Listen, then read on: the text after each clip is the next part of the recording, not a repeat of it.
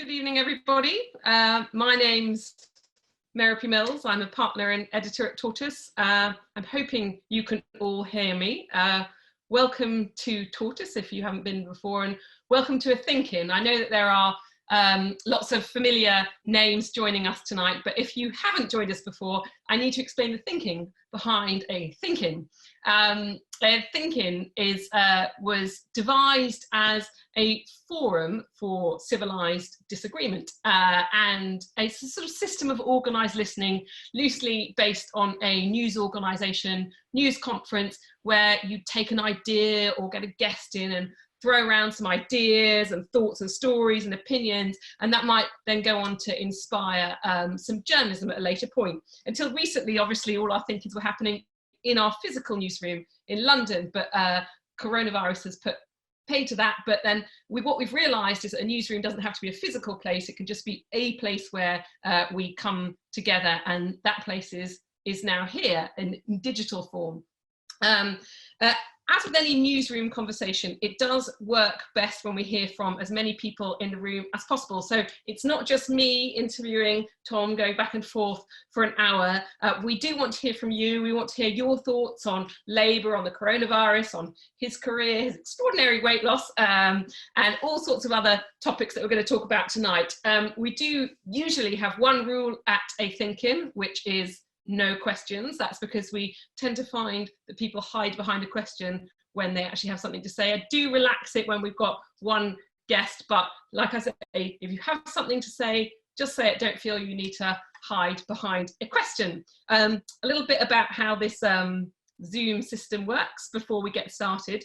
If you are there and you're able, please hover over the box at the bottom which says participants.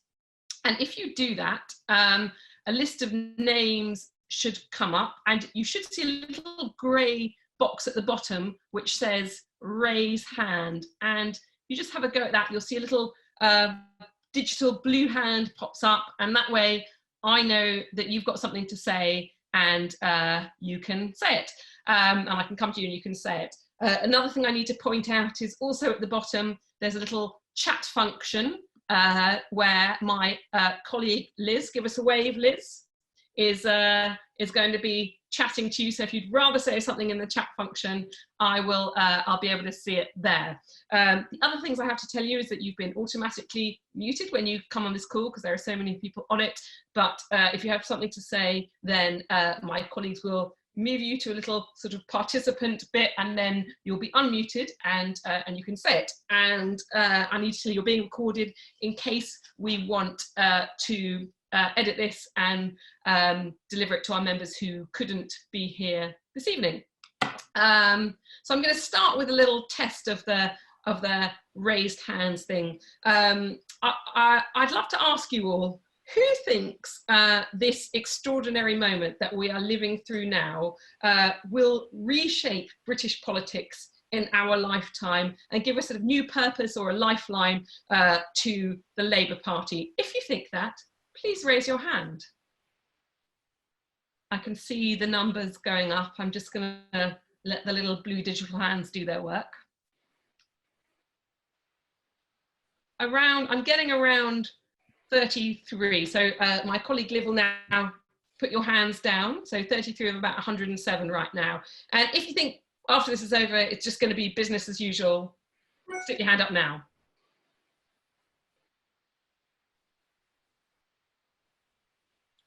That's hovering around the sort of 15 out of 100. So there are a few people who are on the fence who just don't know what they think at all.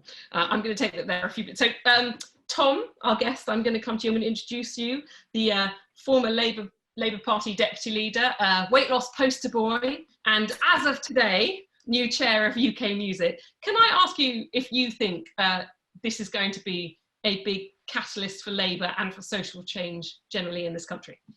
I think Labour's destiny is yet to be decided, and the new leader will pretty much know where that's going to land when we get a new leader, but I think it's too early to tell on that. I do think things will never be the same again with this after this virus, though, in certain regards. I just look at how young people are absorbing knowledge in effectively corners of their homes and behaving with their teachers, where they're sort of now being given online courses and their teachers are almost becoming educational coaches rather than delivering lectures. There's a whole profession skilling up with tech in a way that they've been resistant to before. Every teacher in my social network now can Zoom and is doing all sorts of things. I think that will have an impact on education, and I think that will only be for the good. I think we're going to have a massive discussion about public health policy, nutrition, and food production, which we may get into in some of the questions later. So I think there's some pretty sort of big changes coming our way. Sorry, that was my speaker that I was listening to the music of just before we went live, switching itself off. So I think some big changes coming our way. How quickly and how deeply all the political parties respond to it, I think, is yet to be determined.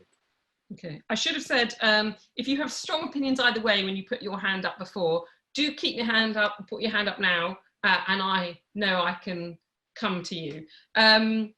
So you said, we won't know about this until we won't know how the next Labour Party leader responds. Now you will become Mystic Tom. Mystic Tom, who is going to be the next leader of the Labour Party? Well, I think it will be Keir Starmer. He's been the favourite from day one. The polls say that he's going to win. Most Labour Party members I speak to tell me they voted for him, on left and right. He's got a big task ahead of him. But I don't know. I can tell you I voted for him, but I don't know whether how he takes the party forward. I think he's sort of is yet to be seen. I did say someone on Twitter the other day saying it felt like we've grown another tree ring since the whole thing started, and it does feel like that. I think the mood is obviously that it will be Keir. Can I ask you? He's obviously a great candidate and a great Labour politician, but it is interesting that he was the only man of the final three, and that he was up against some other really brilliant female candidates before as well, Jess Phillips. I have to ask you, do you think there is a sort of misogyny or anti-women thing at the heart of the Labour Party that means, why has there never been a female Labour leader? Well, I wish there had been a female Labour leader. In fact, in my conference speech in 2016, I think I said the next Labour leader should be a woman. For the life of me, she wasn't a great sort of ally of mine when I was in the shadow cabinet, but I cannot understand why Emily Thornberry was not on the ballot paper. I thought that was a mistake. And the unions could have ensured that her name went forward as well, which would have given members a broad choice, although they had quite a big choice. And of course, they had two very good candidates in Rebecca and Lisa. Lisa in particular, I think, has distinguished herself. She was very courageous. She made the running on a lot of policy ideas, and I very much hope that she is brought back into the sort of shadow cabinet fold. What I think has actually gone on is there were other potential leaders who just didn't make it through the nomination process because they were on the back benches. So there was obviously, Yvette, in any other era would have been a candidate. My personal view was Rachel Reeves. I mean, she's a prime minister in waiting if ever there was one. It's a shame that she couldn't have sort of found a constituency. But that's the Labour Party at the moment, I'm afraid. And so we're very narrow. Would you say that there is a misogyny, or is it just? No more than in any other institution that's a century old and very complex. I mean, I do. Which is a lot. Sorry. Which is a lot, Which is a lot, yeah. I mean, yes. I mean, people have higher expectations of the Labour Party, and rightly so. And we've underperformed. I mean, they're really sure. I mean, you know, the fact that those other women were not on the ballot paper, I think, does show that we weren't really as progressive as we'd like to think we are. Okay, may I just one more question about this? You quit in November 2019. Be honest, when you quit, did you think that Rebecca Long-Bailey was a shoo-in? No, I thought, in fact, I didn't think she'd win, although I did think she'd give it a good go. I know everyone said that whoever momentum back will get through, but the Labour Party is a more complex beast than that. You know, the difficulty is if Keir does win, and I think he will he have control of the party apparatus and the machinery? I mean, you get into really arcane sort of debates here, but I mean, the legal entity that is the Labour Party is basically the National Executive Committee, which is currently dominated by the hard left and pretty much controlled by the sort of industrial faction led by Len McCluskey. And that could cause all sorts of difficulties for a progressive leader that wants to signal change. And all those things have yet to be worked out in the Labour Party. And they're the sort of thing that you should do, you know, wherever you can, behind closed doors, because it's not particularly attractive to the public to see a political party sort of struggling to find coherence, particularly when we're in such a national crisis as we are now. So it's going to be quite difficult, I think, for if you can hear shouting, that's kids in the other room on their video games. I did say to them, I'm about to do a little call, do you mind not shouting at the video games for an hour? But obviously they're ignoring me. And I think you should explain to me what you said before when I said, what's that blue screen behind you? Because I thought you were in some sort of formal conference centre, and you said, no, my bikes and dartboards and things are behind me. And we pulled it across. So it didn't look messy. With a coat stand and 2 bikes and a dartboard, which currently got a Tom Watson Labour rosette with a dart through it. So I thought it wasn't a great look. Yeah, it wasn't a great look for ThinkIn. So I apologise to everyone. Just that thing on Keir, how has Keir managed to stay so clear of that kind of party factionalism and infighting? I wish I knew, because I wish I could possess that quality. All I could say with Keir, I mean, he's obviously a very deep man. When I sat around the shadow cabinet table with him, I always thought he had great integrity. He was always very professional, and would always do what he said he was going to do. So I think he's just probably, you know, he's a grown-up. He's very emotionally mature as well as sort of intellectually gifted. So I think he will, he, through his own personal conduct, has basically sort of raised himself above the fray, really. You know, if he can persuade the Labour Party or the players within the Labour Party to behave better, that will only be a good thing.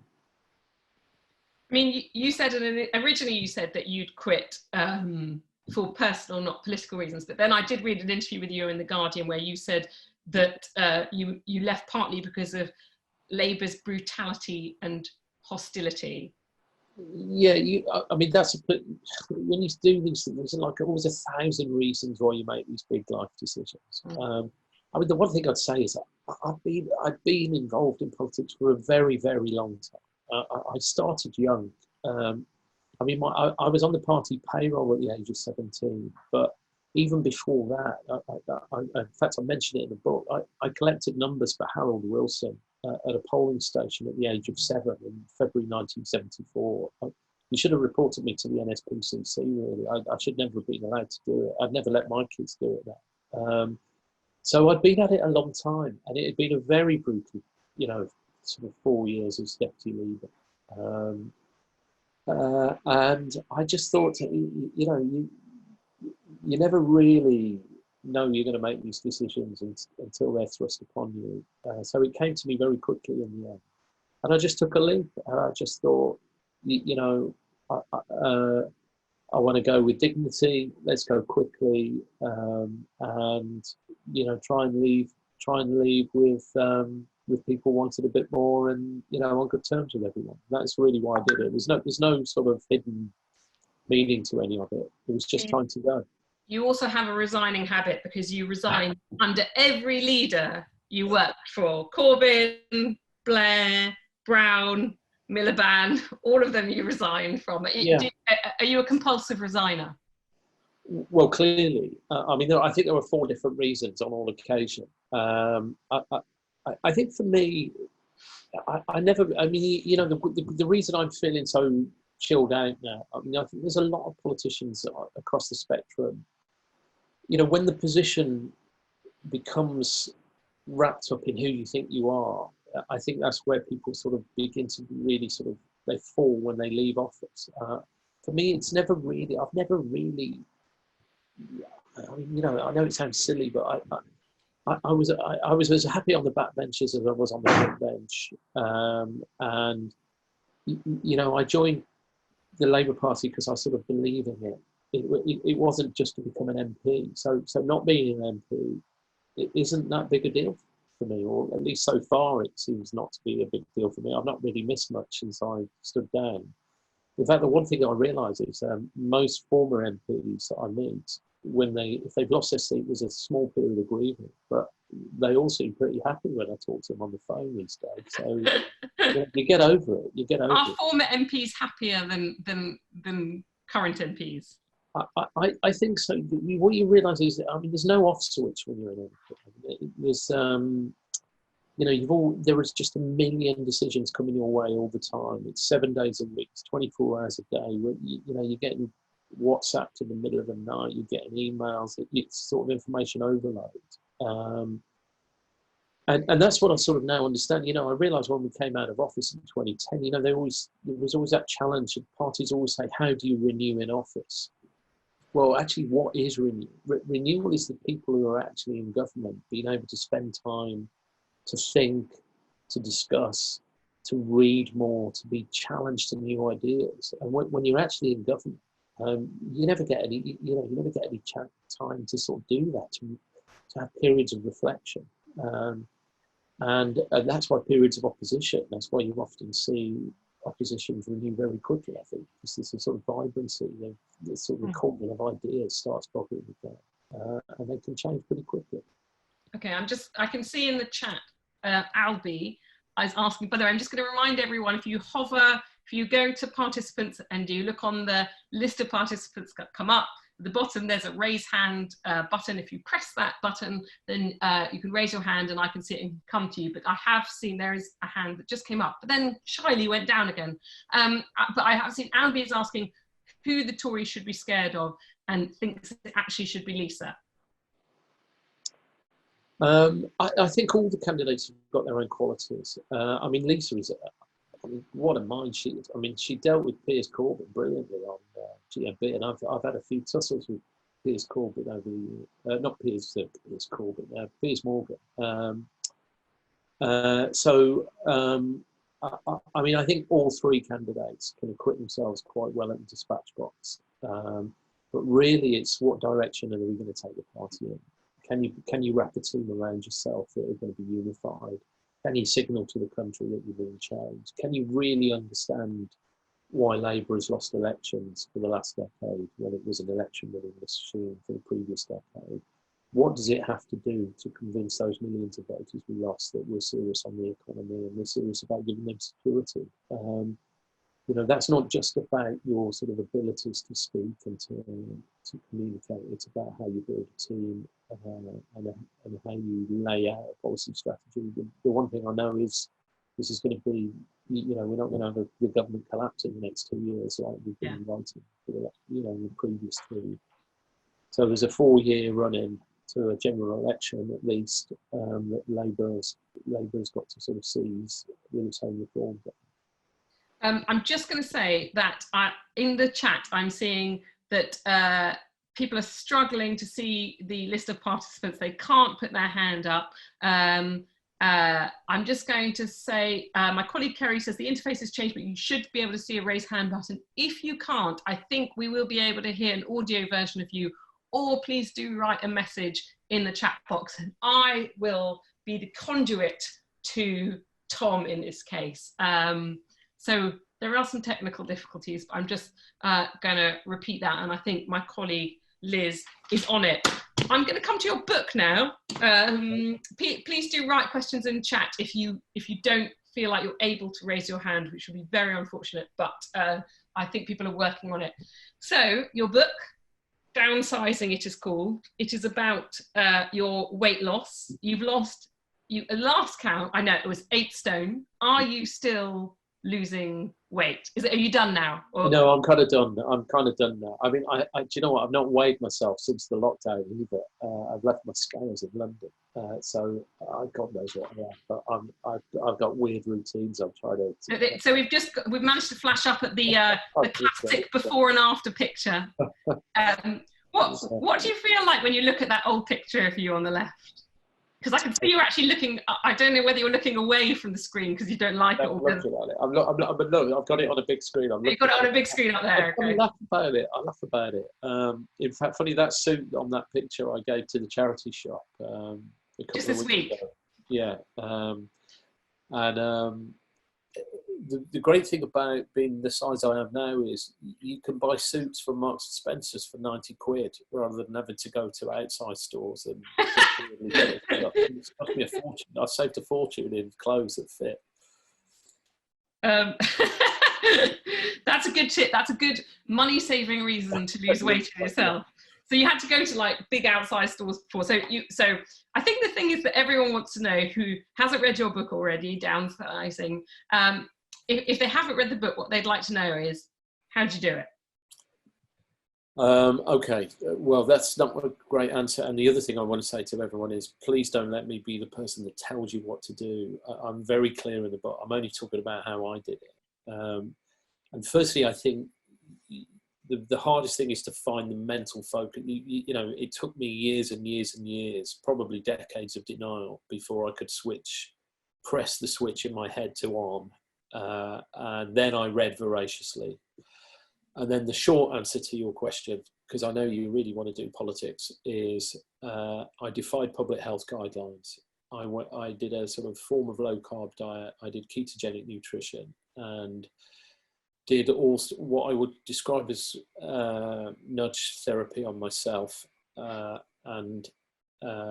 changed my nutrition, which gave me some bandwidth to be a little bit more active in my life. And every day I banked those gains.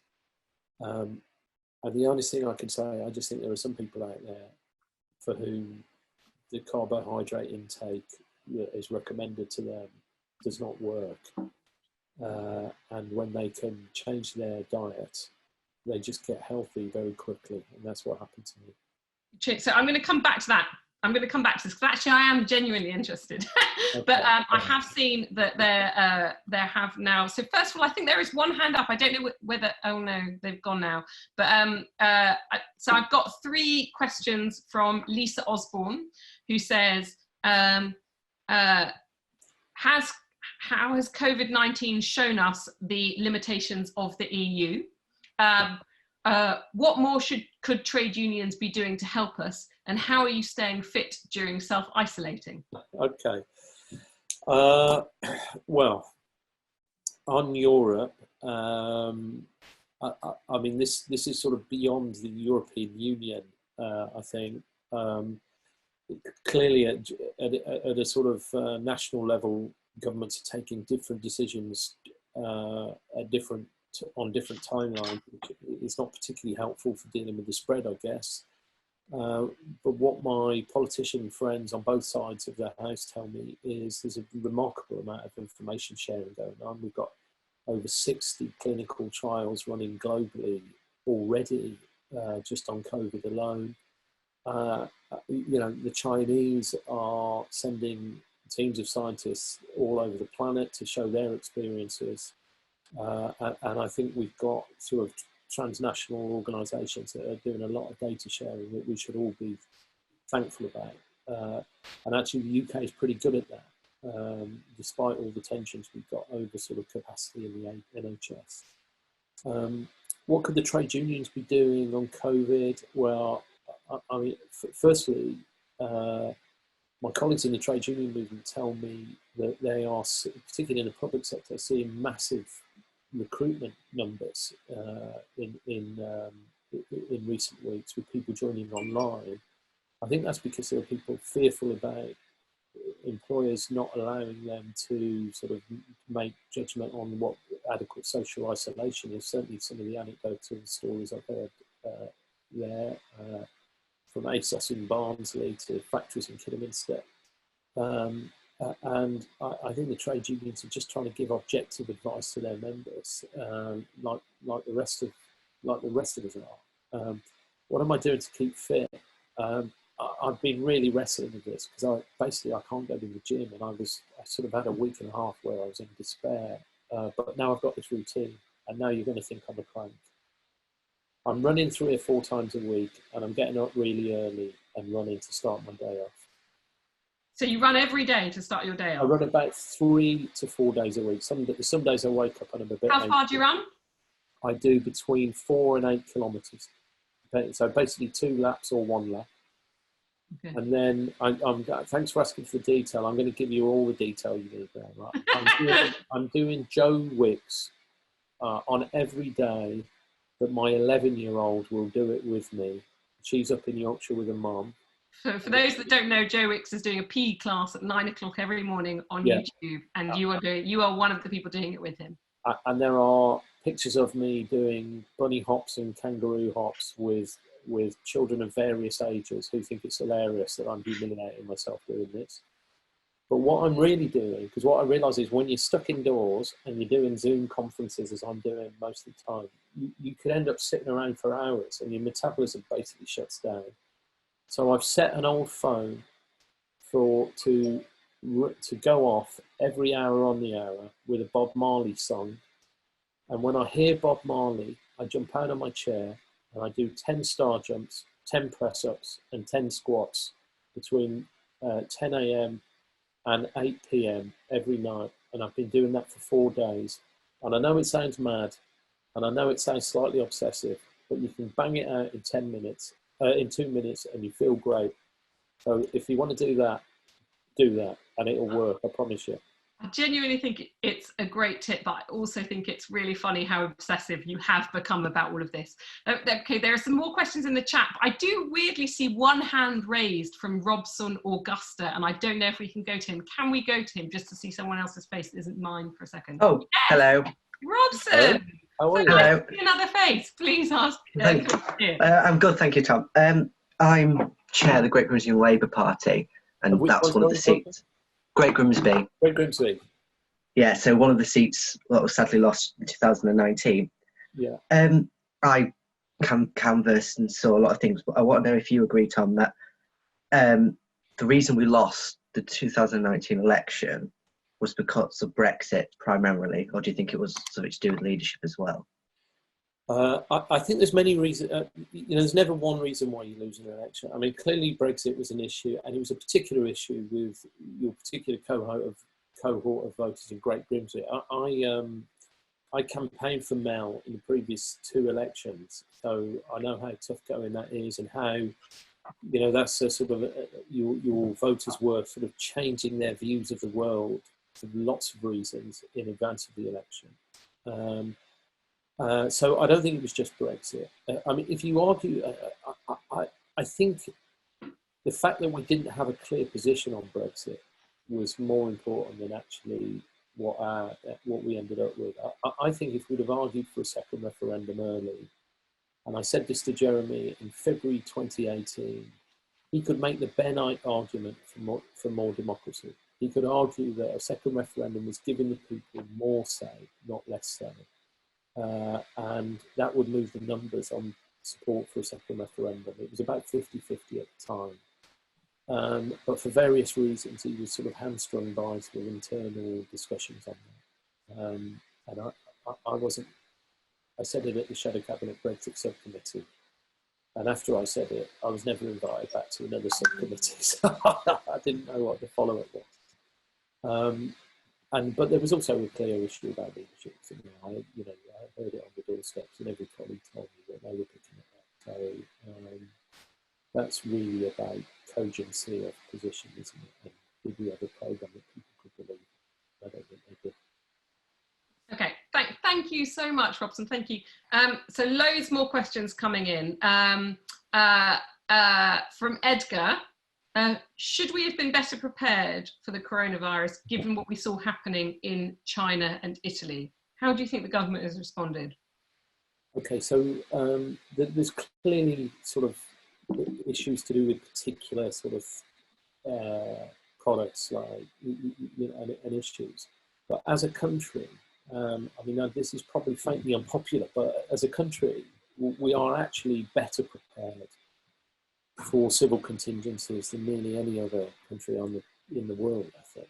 In fact, for a very brief period of time, I used to be civil contingencies minister, and back in 2008, you would get a little graph where the probability would be on one axis and the severity would be on another.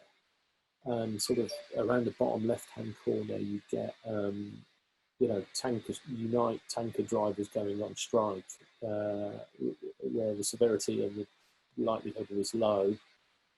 That would have led to petrol shortages in the southwest of England, by the way. But always in the top right-hand corner, which used to worry me greatly, was the sort of generic pandemic. Of course, then we had avian flu, where you immediately go into a COBRA situation. You're making decisions like, do we spend £1 billion on vaccines in advance of knowing what vaccine is required? That apparatus is in place. Ministers game that. Could we have done things days after the announcement in China? Maybe. But I mean, to go from, identifying pandemic in a fish market in a region of China that no one in the UK had ever heard of, to being on full lockdown where we're in social isolation from each other, and we closed, the entire hospitality sector down within a couple of months, is pretty fast moving, I think. And I know privately that ministers are doing everything they can to unblock the procurement lines in the health service. There's all sorts of initiatives going on to identify capacity around the planet to make sure that these holes in supply are sort of plugged as quickly as possible. Okay, I can see 2 more hands up, which conveniently, 3 now, that's exciting, but the first 2 appear to be from my colleagues, James Harding and Matt Dancona. James first, and then Matt, and then I think Lucas is there as well after that. Hello, James. Hi there. Hello, Merope. Hello, Tom. Hi, James. It's really nice to see you. I think the fact that Bob Marley has become the soundtrack to your workout is just going to make me smile probably for a week. I feel great for you and terrible for Bob Marley, but that's what it is. Tom, I tell you, it wasn't really a question as much as a sort of observation, and it's probably a bit rambling, so forgive me.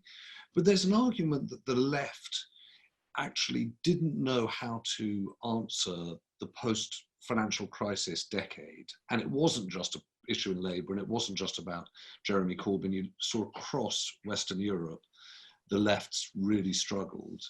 And I was really struck by Jeremy Corbyn's comments about how the crisis was proving his arguments right. And that felt incredibly tin-eared to me. It felt as though actually this is much more of a reset than a reassertion of old arguments. And I just wondered, how do you personally play this now? Because there is clearly a moment for Labour to make an argument, and the left to make an argument about what a resilient society looks like, what public services need to be, how a country needs to serve all of its people, all of those things. And you're going to have lots of thoughts about that. And I can see the relief in you about stepping back from politics, but actually there's an argument. This is a moment, not retrospectively, but in a forward-looking way to step in. So what are you going to do? Yeah,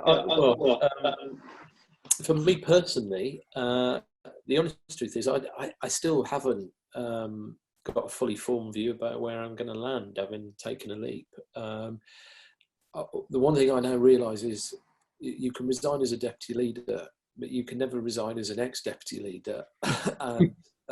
You can't really escape it. And of course, ultimately, that does give me a platform in the future. But I definitely don't want to be in the front line day to day anymore. I can perhaps insert myself into a few debates that I think are useful. And you're right. I mean, where does the Labour Party go? What is it? You know, it goes down to some fundamental issues. What is Labour's relationship to markets? You know, there were times in the journey with Jeremy and John McDonnell, even though they denied it, where I never really knew in my heart whether they wanted to overthrow markets or reform them. And certainly if Keir wins, I think there'll be a lot of pressure on him to sort of define, I mean, I assume he's a market reformer, well, I know he is. What does that look like? What is the future for the gig economy? Because it seems to me that if you're a social democrat, there are so many losers in the global economy and the disruption caused in the gig economy. But there is actually a role for an interventionist state, but not one that is necessarily owning all the assets, but it's actually just setting the terms in which markets can behave properly and fairly. And there's actually some common ground that we can find with conservatives on that one. So, for example, I look at the context of the CMA, and I just think, well, if it was me, I'd be talking about giving them powers to intervene in markets if consumers are undermined, because markets only work if consumers have trust in them. And there are plenty of markets out there where I think consumers are being, consumers are sort of losing faith. If you give the CMA a power to have a consumer interest on the basis that that keeps markets fair and keeps faith in markets, then you can have a very different economy quite quickly, I think. A lot of these major acquisitions and takeovers have not really benefited citizens, I think, in recent years. Thank you. Thanks, James. Before I come to you, Matt, I'm just going to read out a question from Stuart Rock. I don't know if I'm saying your surname right, which someone else was described as a $64,000 question. Does Tom now think that it's an inevitability that the Johnson government will need to ask for or agree to an extension to the transition period with the EU before the June the 30th deadline? Well, I think it's highly likely. I think the real issue is, does it really matter anymore? I don't think anyone will. I mean, the context has completely changed, and everyone would understand if he does do that, except maybe Nigel Farage. Although even Nigel Farage might accept that there needs to be some delay. I mean, Boris is rightly spending every minute of every hour of every day managing what is a public health crisis, and I don't want him worrying about anything else right now, and I'm sure that goes for everyone in politics. So yes, it probably is inevitable, but I don't think it really matters. Yeah. It's the one story that could stop us all arguing about Brexit. And obsessing about Brexit. It's definitely been Trump on COVID. Okay, thank you. And now to Matt. Hello, Matt. Hi. Hi, Tom. How are you? Matt. Good to see you. I'm just looking at your bookshelf. You've definitely got the best backdrop of anyone on this. Styled it. He doesn't even own a book. Yeah, I haven't read any of them.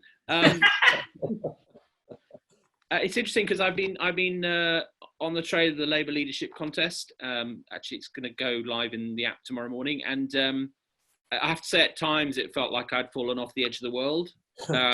It was very remote from the centre, shall we say? Yeah.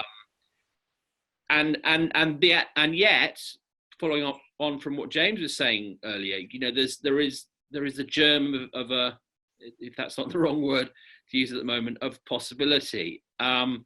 Because I think that the Tories' love of borrowing is kind of in tune with its populist right, their populist right element, rather than any conversion to, progressive ideals. They're ripping up the fiscal rules because that's the difference between them and the Cameron past, and they're spending huge amounts of money because we're in an emergency. But I'm I'm not sure there's a philosophical conversion underpinning all this. So then you move into, well, if we are entering a need where, government is needed, people are turning to the state for solutions, want smarter government that can deal with climate emergency, longevity, problems in social care, property, and so on. Can Labour deliver that? And, it's in some respects a tremendous lifeline and opportunity. I guess my reservation all along, having watched the contest, was that I felt Keir, who I guess we must assume is the most likely to be declared victor on Saturday, was being very, very careful. I mean, not just as cautious as all leadership candidates are, but excessively careful in staying within the Corbynite envelope, not saying anything rude about the manifesto, to the extent that you wondered whether he'll have a mandate for reform and whether the party will let him reform. Because it is a mass movement, Labour, and it's not necessarily in a future-facing place yet. Yes. Sorry, I'm just switching my screen back on. Yes. Well, look. Firstly, the last general election, although Boris had a very commanding working majority delivered to him, I do think it was an election where voters were still in a state of flux. I think it was the least worst option election for most voters. And they kind of reluctantly went Conservative rather than enthusiastically wrapped themselves around a leader or a programme. And therefore, a cogent Labour Party with an exciting agenda that convinces people that we genuinely do want to reform markets, not overthrow them, and starts offering some social democratic, and when I say social democratic, I mean the old view that you create new and enduring institutions to deal with the context of the times, and if you do that, building tripartite approach between workers, employers and government, you can usually succeed at that. If Keir Starmer can represent that, then I think he could transform Labour quite quickly. Whether he's, but your question at the end, whether he's allowed to do that by the sort of the new rules and the sort of the apparatus around the party machinery is yet to be determined, and that's partly down to his own leadership qualities and partly down to the members who have put their faith in him. I mean, I'm always sort of, I ended up repeating it to myself very often in the last few years. I mean, Neil Kinnock once said, to lead a political party, first of all, you need to establish whether it wishes to be led. I think Keir has got to establish whether the members actually want him to be a winning leader or not. Okay, thank you for that. I'm going to go to Lucas, who's had his digital hand up for a while, and then Nicola Stanhope. Hello, Lucas. Hello. I just have a short question. Do you have an opinion on the World Health Organization, and how much influence do you think the WHO should have on our handling of the virus? Because the government has mentioned that their data represents many different countries and different healthcare systems, and therefore may not be as applicable to us as many people think it could be. So I was wondering if you have any opinion on whether we should focus on these organizations and what they're putting out, or if our country needs to do more in terms of creating our own sets of data. I'm not an expert on the WHO, Lucas, so I don't think I can answer that question with any authority or confidence, other than to say I know that the sort of intermediary bodies that are sharing data and experiences of clinicians. I mean, what went on in China 3 months ago and how that was dealt with 3 months ago informs the decisions we're making in the UK right now. The WHO has an important role to play in that. But I don't think the point. I think the UK government's got to find its own context as well.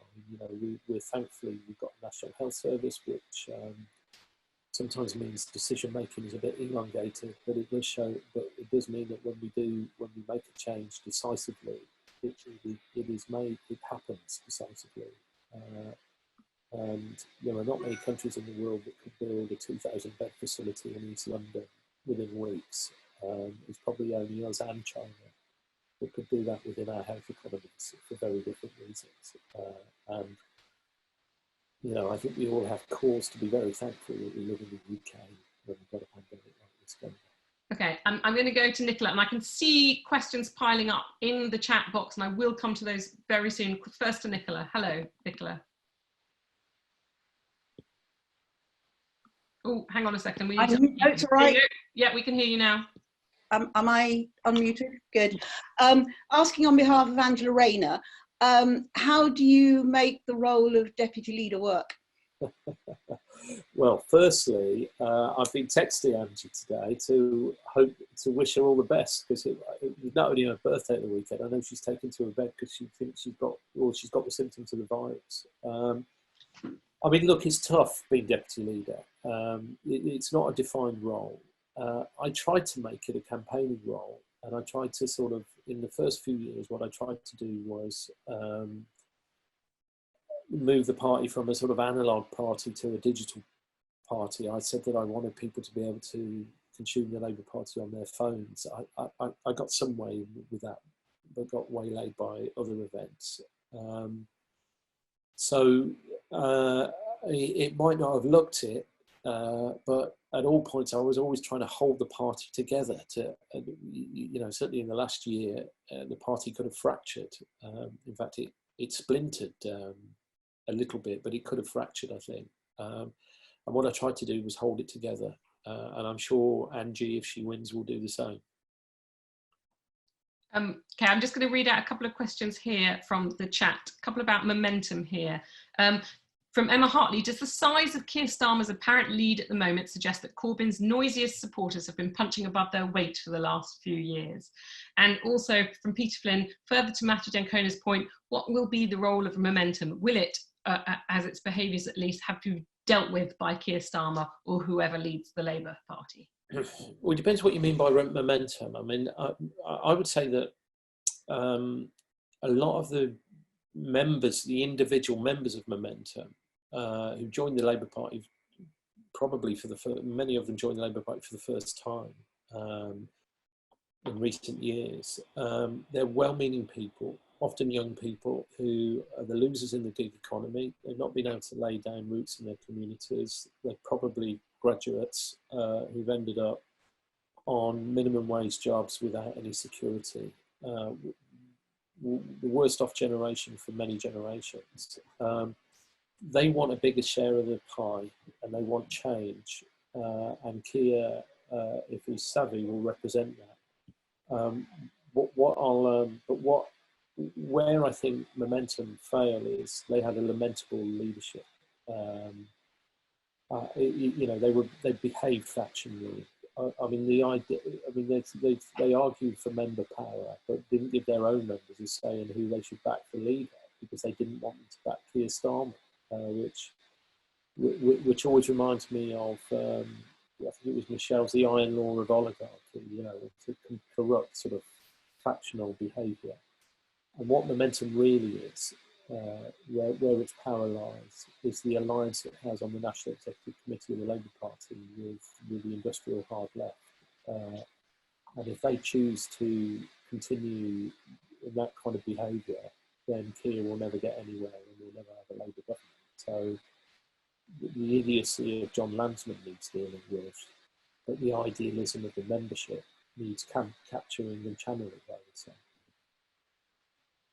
Okay, a couple more questions here. From Ben Ruffles, he says he's interested in your view of the corporate world's response to the coronavirus. Some have been great, some appalling. My hope is that those firms leaning into this issue, looking beyond the numbers, being innovative and demonstrating a broad commitment to all their stakeholders, benefit in the long term with new customers and more loyal workforces. We'll see if the virtuous circle really does exist. Do you think that exists? And then just another question from my colleague Chris Cook. He says he'd like to know what you think of a universe where Gordon Brown faces a pandemic would look like. Okay, firstly, Ben, like you, I'm quite distracted because I've got kids in the background playing up as well. And I can see that your kids are sort of trampolining. I don't know whether that's the bed behind, but it slightly put me off the question. In fact, it's completely put me off the question. Can we hear your question? Can you put the question again? Sorry. Hang on a second. I'd like my girls to be quiet, okay? Yeah, I was just interested, Tom, in your view of how the corporate world has performed during the coronavirus. I think there's been some examples of really innovative, really socially minded businesses, but also some appalling behaviour by companies, Sports Direct being one of them. I'd love the idea that the companies who are really stepping up to the plate, really leaning into this, benefit. Win new customers, build more sustainable futures for themselves, along with, having an enhanced reputation. And I just wondered what your view was on how the corporate world's been doing. Yeah, I agree with you on that. I mean, and there's actually sort of very unusual sort of characters doing good and unusual characters doing bad. I mean, okay, it's fair to say I would probably never have drunk in a Wetherspoons ever again, not because of their behaviour in recent weeks, but I think there's a lot of people that I think are going to be really damaged by it. But then you look at other companies that I've been very critical of, like Uber, who've actually made a very big announcement today where they're offering hundreds of thousands of journeys and deliveries to NHS workers. Now, you might say that's just, PR.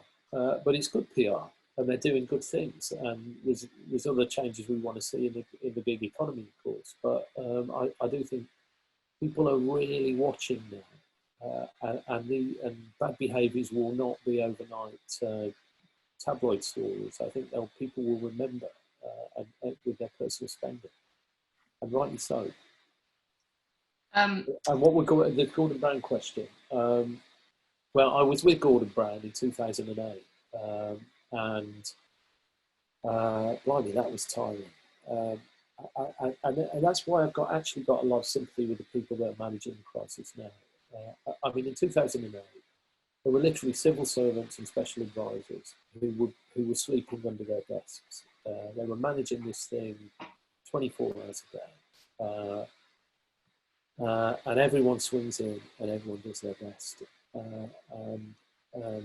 Gordon just understood the global economy more than most, and was very decisive at the right time, and that's what's going on in government now. I mean, I look at Hancock; he was a rival of mine, very tricky customer to handle over the dispatch box, and he is working 20 hours a day to try and unblock all this stuff, and you've just got to, you've got to swing in and support these people while they're doing that. Okay, thanks, Tom. I'm going to come to Albie and Nico, but first I just want to ask a question from Jason Niss. He says he wants to know, if you're made a lord, will you campaign for its abolition, for your own abolition?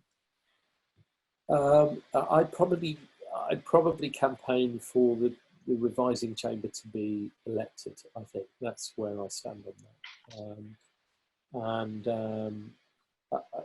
Interestingly, when I was a young guy, I was, I'm not particularly a sophisticated person. I don't think I am now, but the constitutional monarchy, where there's three pillars of our democracy, I know people knock it, but it works pretty well most of the time. And when there's a crisis, just having a monarch that can just gently intervene, very gently pull everyone back in, I think works quite well. Interesting. Coming out as a royalist there. Okay, can I go to Albie and Nico, whose hands are up? Yeah, hi, sorry. I'm going to jump back a few months because this is something that kind of fascinates me in that when you look at sort of the people of the left of politics in general across England and America, just saying there's the two main ones, you see them often doing quite well on Twitter per se. You see Jeremy Corbyn posting these messages doing incredibly well, Bernie Sanders, AOC, and I think to the extent when you look at the left on them, they kind of get caught in this obviously sort of echo chamber. Yeah. And I'm kind of curious whether this is a popular message or whether this is sort of a self-limiting message where it's just the people that are following them. And if it's not, how can you translate it to sort of the votes on the ground per se? Because you're seeing they're beating the Conservatives who, I'll be honest, their Twitter was pretty poor. But then you look at Trump, who's doing very well. And is it because you think that we look at Trump, who half ran through Twitter and then we saw him do so well, and then are people trying to replicate that? Or are now people caught up in it too much and it's just not getting sort of the votes in the ground kind of thing? Sorry if that was a bit sort of jumbled. No, I mean, well, what is social media? It's sort of, what does social media give you in politics? Well, firstly, it's a really important organisational tool. So it gives you the ability to form groups really quickly with low barriers to entry. And when I started out, if you wanted to form a group, you literally needed to buy letter set, make a poster, have design skills, probably have print skills, set up a telephone tree, book the hall, book the coaches, pull people together for inaugural meetings. It was an enormously complicated thing. These days you can do it in seconds flat. So, I'm now part of the Bewdley COVID-19 community support group where, the old folk are getting their shopping delivered. And that's great if you're a political organiser. But you can also end up in a repeat loop where you're exposing yourself to the same messages, and I guess that's the point you make really. And on the left, it must be the same on the right, but obviously I'm in left groups a lot of the time, and I think it's very easy to lose perspective. I think very easy to do that, and also to judge a lot of the time. I mean, I look at poor old Owen Jones, that left columnist. I mean, he must be exhausted, the amount of judging he does all the time. Judging every issue, left or right, good or bad, in or out. It must be spiritually and mentally exhausting to do that. And that, I guess that's very hard. It's a hard message to take when because you join a political party and because you want to change the world and you've got virtue and you want to build a better society and you see injustice and rally against it. But if all you do is the rallying against things, you're not building anything. And people see through that after a while. And not everyone is in these networks. When I was first elected in 2001, I always used to worry about being sort of ridiculed in the Guardian diary, which was quite a big deal back then. And then I realised not only did people not buy the Guardian in my constituency, they didn't sell the Guardian in my constituency. And it's a little bit like on Twitter. I mean, if you're a Labour activist, I think your world is Twitter, but there's millions of people out there who aren't in these networks. I'm going to, because you've had your hand up for a while, Nico, I'm going to give you the last word. I'm so sorry for all the comments that have come in and the people that haven't been able to talk. But Nico, let's just go to you for the last word. All right, thank you. So, Tom, last September you gave a talk to the Creative Industries Federation about the challenges of Brexit for the creative industries. And I wondered what you thought, not least with your UK music hat on, what you thought the various creative industries challenges were around Brexit, not least around the issue of the self-employed, and whether you see any, what should we say, rays of light even now for the future of the UK creative industries. I was smiling, Nico, because actually that was the most stressful speech I've ever given in 19 years in Parliament. Because what was actually going on behind the scenes of that speech, I gave quite a hard line on Brexit, and because I believe that the creative industries wanted to remain within Europe, and I think they wanted a people's vote, and I was putting that point. But shortly before I was due on stage, there were text messages in from Carrie Murphy saying, Jeremy Corbyn insists that you pull this speech. And my team were having a meltdown and they were saying, you've got to pull the speech. I said, I'm not, this is just rude. There are 200 people who've come here to hear this speech. I'm afraid it's too late. I'm going to deliver it.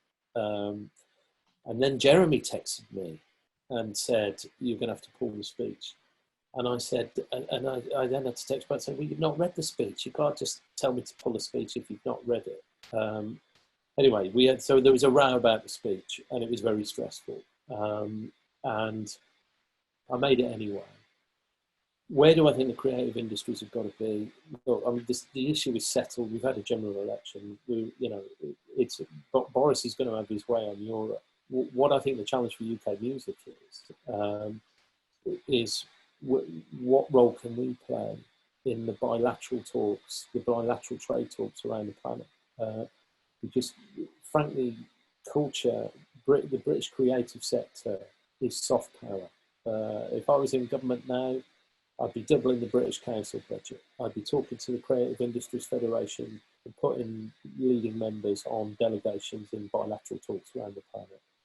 I want the chairman of chair people of all. I'm afraid they're all men in the record sector, in the commercial music sector, to be invited into government to talk about how we can do bilateral trade deals around the world, because I think they can open doors that no other sector can. We are the jewel in the crown for any minister that wants to get into any capital around the world, and that's the role I think we've got to play now. I mean, I was obviously very disappointed in the election result and what that meant for Europe, but we've got to get on with it now. Tom, thank you again for joining us. It's my duty just to try and do a 1-minute summary of all the things that have been said. Again, I'm so sorry we couldn't get to all of you, either to see you or for me to read out all your questions. But what we have covered is, from your point of view, Tom, it's too early to say how the coronavirus will change politics and Labour politics, but it's safe to say that things will never be the same again. Ben, I was really interested in your view that we're all watching the corporate world's response, that people are really interested in how corporations behave today. And Tom, I was actually fascinated by what you said about the rise in trade union membership. That's certainly something that I think we at Tortoise will look up, because that's a really interesting side story that I think people haven't covered yet. It was actually also incredibly interesting to hear you being very sympathetic. There's been a lot of criticism of government about the speed of their response, but from your point of view, someone who's seen it on the inside, the planning, actually we probably couldn't have moved faster. On the Labour Party leadership, Mystic Tom looked into his crystal ball and predicts it's going to be Keir.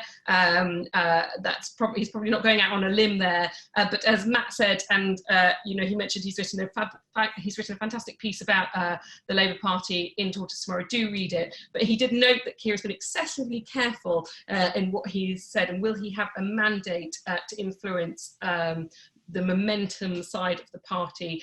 Tom, you were really sympathetic to the momentum memberships, not so much their leader. But James, I thought, asked an interesting point. Where does the party stand these days? What's its relationship to the markets? Your view is it's possible to be interventionist without owning assets. Let's see where Keir lands on that. On Brexit, you said that there's an inevitability. There'll be an extension to the June the 30th deadline, and that's right. It's right to deal with the pandemic first. But actually, one of the most interesting things about listening to you, Tom, is you talking about, the judges. You mentioned Owen Jones and how spiritually and mentally exhausting that must be. And I'm sure at some point you felt like that yourself, but you seem to have really mellowed. I don't know what to say with age. Maybe it's mellowing with weight loss. We had some of your weight loss tips, in fact, running 3 to 4, I've written 4 to 8 kilometers every morning. I'm not sure whether you're doing that every morning or 3 to 4 times a week. You're running 4 to 8 kilometers. Every hour you do 10 star jumps, 10 press ups and 10 squats to Bob Marley. I think we'll all be doing that now. We didn't really get into your campaign against sugar, which is incredibly interesting. You cut out sugar from your diet, and you you still eat fat. And in fact, I think you have a bullet coffee with butter in it every day. So maybe that's something we all need to think about to become mellow like you in the future. Thank you so much for taking your time to share with us. Again, I'm sorry to everyone I couldn't get to, and I hugely appreciate your patience. And Tom, thank you so much for joining us. If you're not a member of Tortoise and you're interested in doing more of these things, where we will hopefully sort out the technical problems in the future, download Tortoise from the App Store, and you get a 4-week free trial. Thank you again for joining us, and hope to see you again soon. Thank you, Tom. Thank you. Can I just say, this is a wonderful way to commune with people. Can I come back again? It's even better when it works, Tom. Yeah, okay. I'll come back and watch the other speakers sometime. Yeah, please do. I think we've got Jeff Phillips in a couple of weeks and lots of other people. Please come back, be a member. Okay. Thank you so much, Tom. Thanks, everyone. Have a good evening. Take care.